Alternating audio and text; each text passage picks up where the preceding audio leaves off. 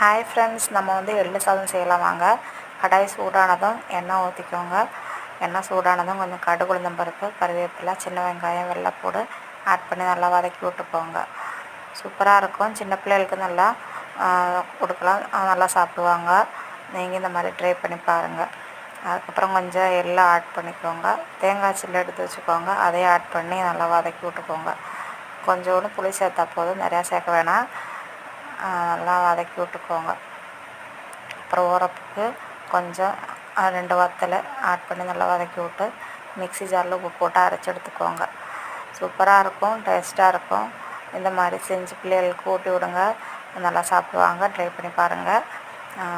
எள்ளு சாதம் நல்லா மிக்ஸி ஜாரில் அரைச்சி எடுத்துக்கோங்க. இது துவையலாகவும் யூஸ் பண்ணிக்கலாம். அப்புறம் ஜோத்தில் போட்டு கிளறி எடுத்து எள்ளு சாதம்.